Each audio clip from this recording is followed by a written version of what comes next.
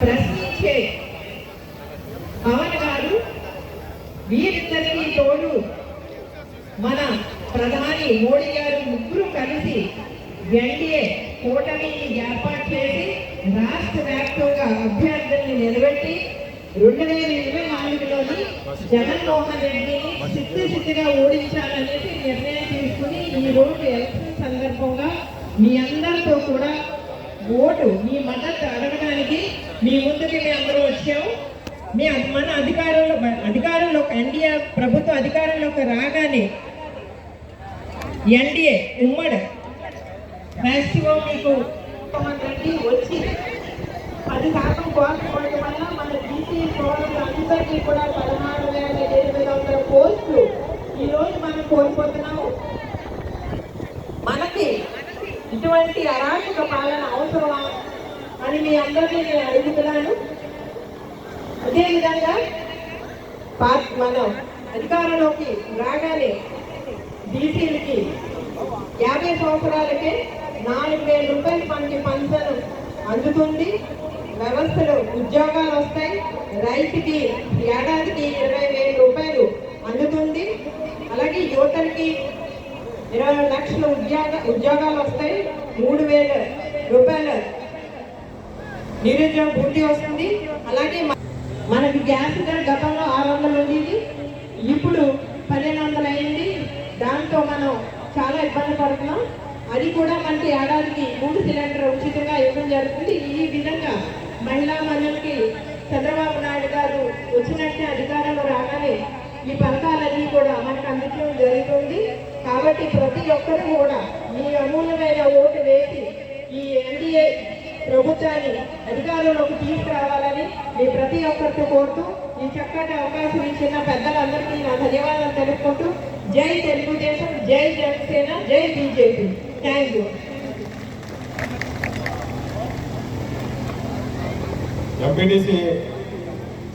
వర్గాలకు చెందినటువంటి ఏకైక సర్దార్ గౌతు లచ్చన్ గారు ఇంకొక పక్క వీరి నాయకత్వం ఏ స్థాయిలో ఉంటుందంటే ఎన్జి రంగా గారు గుంటూరు పార్లమెంట్ కి పోటీ చేసి ఓడిపోతే అలాంటి ఉన్నతమైనటువంటి గొప్ప మరి వ్యవసాయదారుడు శాస్త్రవేత్త పార్లమెంట్లు ఉంటే దేశానికి మంచి జరుగుతుందని ఈయన నెగ్గిన శ్రీకాకుళం పార్లమెంటు సభ్యత్వానికి రాజీనామా చేసి గుంటూరు నుంచి రంగా గారిని శ్రీకాకుళం తీసుకెళ్లి ఆయన సీట్లో పోటీ చేయించి ఆయన్ని పార్లమెంట్ కి పంపించినటువంటి గొప్ప దమ్మున్న నాయకుడు గౌతు లచ్చన్ గారు.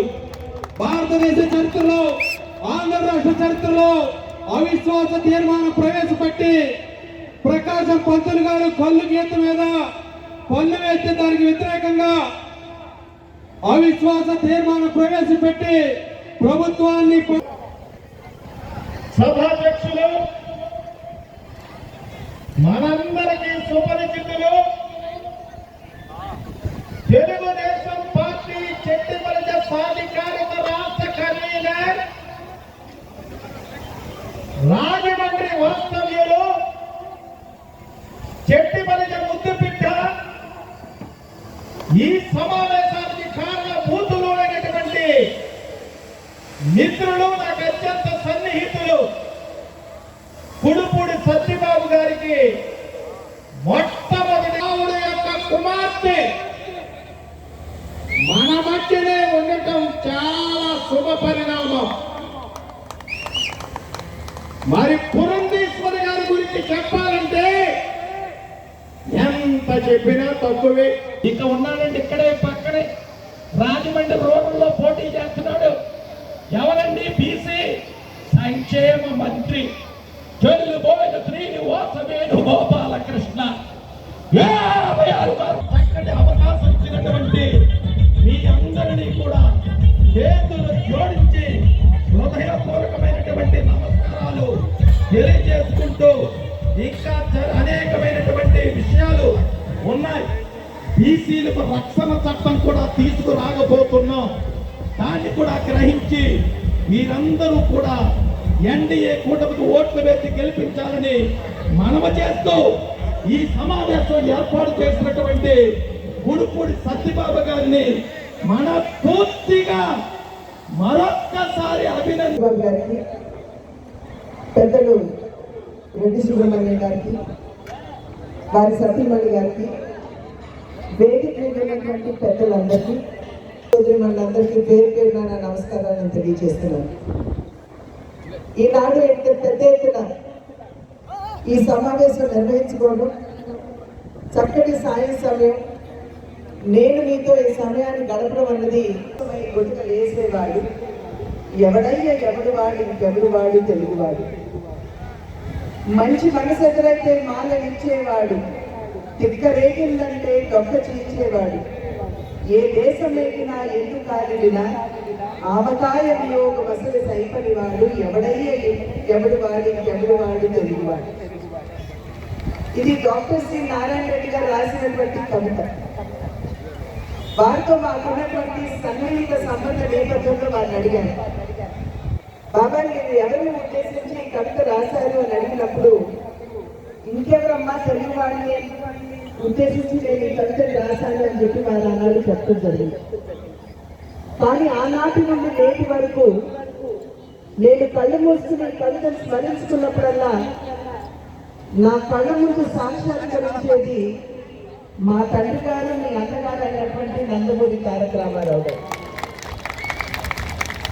మీతో వారికి ఉన్నటువంటి సగడి, మీతో నా మనోభావాన్ని పంచుకోవడం అన్నది ఆ తండ్రి ఆశీర్వాదమేనని చెప్పి నేను మీకు చెప్పాల్సినటువంటి అవసరం ఉన్నది అని చెప్పి నేను భావించుకుంది. నాకంటే ముందు మాట్లాడినటువంటి వక్తలు రెడ్డి సుబ్రహ్మణ్యం గారితో సైతం మీ యొక్క చరిత్ర కావచ్చు, మీ వెనుకబాటుతనం కావచ్చు, వాటన్నింటి గురించి కూడా చాలా సుస్పష్టంగా మనందరికీ వివరించి విపులంగా చెప్పడం జరిగింది. ఆ సందర్భంలో మనం ఖచ్చితంగా ఇవాళ బీసీలు ఒకంత గౌరవంతో, ఒకంత గర్వంగా అడుగు ముందుకు వేస్తున్నారంటే ఇటువంటి ఒక సామాన్య కుటుంబం, ఒక పేద కుటుంబం నుండి వచ్చినటువంటి ఒక బీసీ బిడ్డ. ఈనాడు కేంద్రంలో ఉన్నటువంటి మంత్రివర్గాన్ని మీరు చూస్తున్నారు.